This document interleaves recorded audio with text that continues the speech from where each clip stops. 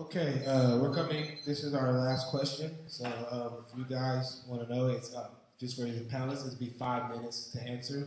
And if you guys are in the audience or want to start, brainstorming your questions, we have Chris Parker sitting here, Miss Jeanette Davies, Mr. Ron Mullen, Mr. Jeff Hatley, Mr. Torrey Lomas, and Ms. Kimberly Cardell at the end. So you guys start brainstorming your questions. So once again, panelists, you have 5 minutes. We'll start with you, Mr. Parker. What future policy solutions do you see for this issue in the city or state? Okay. Well, this is going to be the interactive portion of this conversation. How many people in the audience are 18 or over? Right. How many of you are registered voters? I didn't see every hand go up. Folks, if you want to see policy changes, I need you to vote. And while the question asks city or state, let's be real, one of the biggest problems here is the intractability of the federal government. And we need to have a conversation at the federal legislative level as well as at the state and local levels. That's going to be changing our congressional representatives. That's going to be informing and empowering our senators, our federal senators, to have that question be addressed in the federal legislature. So if you live in districts where your current representative is not in favor of having this conversation, get out and vote.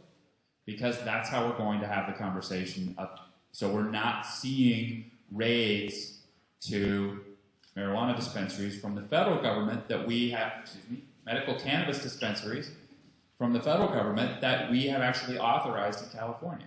And that inability to have that conversation with our federal counterparts is creating a lot of problems. In my field, in taxation, it creates a problem because now we have taxpayers who are attempting to be complicit with the law and are being told by the federal government, well, we don't really have a way for you to file because we don't really recognize your business because cannabis is not a legal item to be dispensed. It's not just a city or state problem. It is actually a national level issue as well. And until we can have that conversation at the national level, we're going to have a substantial amount of difficulty having it at the local level. We have to be able to address it at all three. And with that. The state of California has found itself in just turmoil on trying to work out the cannabis issues. And it has to do with personal prejudice against the daily medication, the difference between recreational and medicinal use. It has to do with the local levels who are looking for guidance from the state's looking for guidance from the local levels, everybody's looking out for the federal government. And it's just, we've had this wheel going around for 15 years now, 16 years now, that have been one issue after another. This year, Kamala Harris, our Attorney General, has asked the legislation to make some rules and regulations. Colorado already has an extensive rules and regulations. Washington, D.C. this year has actually opened up dispensing collectives and cultivation, which I find really interesting since that's at the heart of our federal government. We have a couple bills that are out there right now. Indiana has 2312, which is a regulation type of bill that they're looking at going through the Consumer Affairs Department and setting up some kind of regulatory system. Leno has something a little bit different. He's bringing forward a bill that basically recognizes storefront dispensing collectives that are in compliance with the 2008 Attorney General guidelines. They're a little more lenient. What are we going to go or how are we going to go?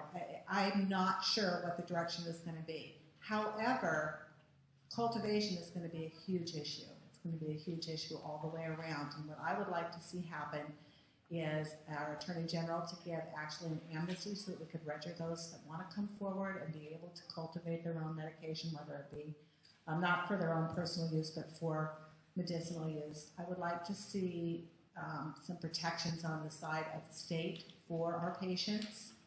And the key to everything is education. And that is where we can actually draw funds from. Instead of looking at the patients to draw funds for us, we should be able to educate it. Even if it's working in a dispenser collective, should have some kind of certificate. What's the difference between an indica from a sativa? What do the patients need for a medical cannabis? Where are they looking? Would a rub or a salve help them better than an edible? We need need to educate our own workforce. I would like to see an education set up in Los Rios community colleges, that in your actual places that you're going to have medicinal people that are working, have a course set up that actually educates and trains for the workforce and for your own knowledge. Eventually, unfortunately, all of us have somebody that has run across cancer or some serious disease. And for most of us up here, that's how we got involved one way or another. Something awful has happened to bring us forward. In my case, it was my daughter. I got her recommendation from Stanford Hospital while she was 15, and then it was like, okay, well, where do you go now? So we need the education. That's going to be the key, and I think that is going to be how we're going to move this forward.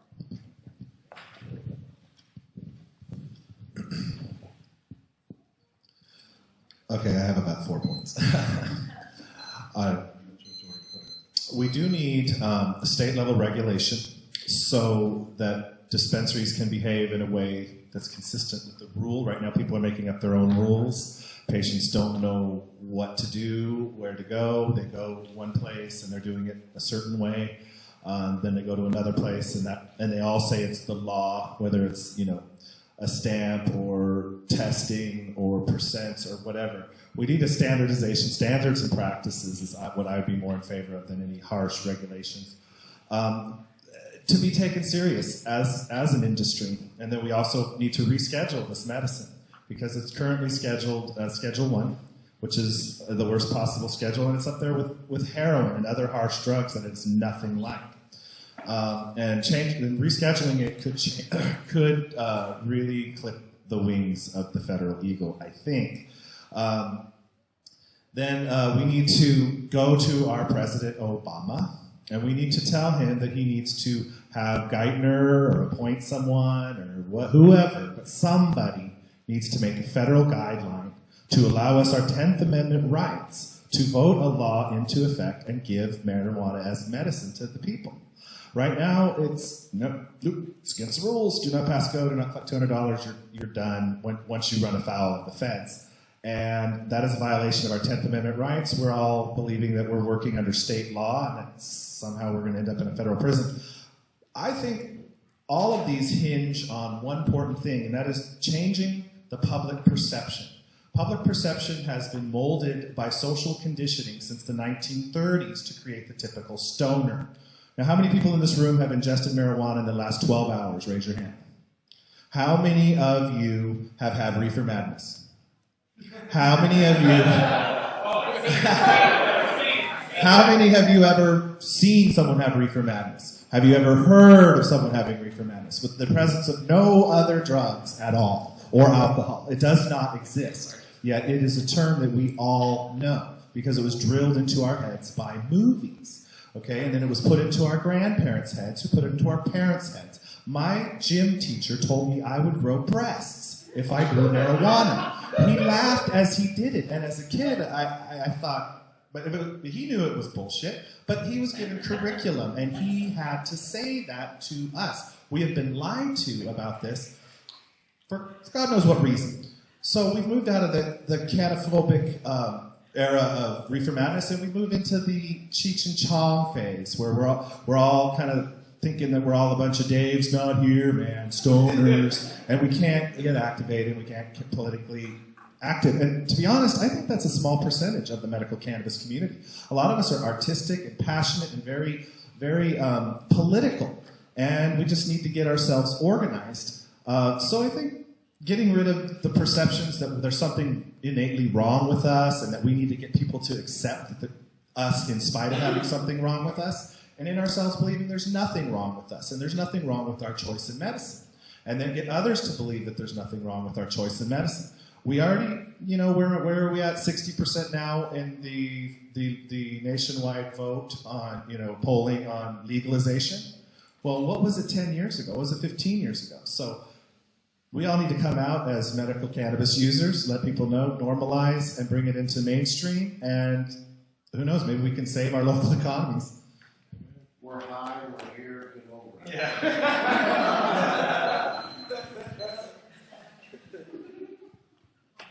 We're medicated. Amen.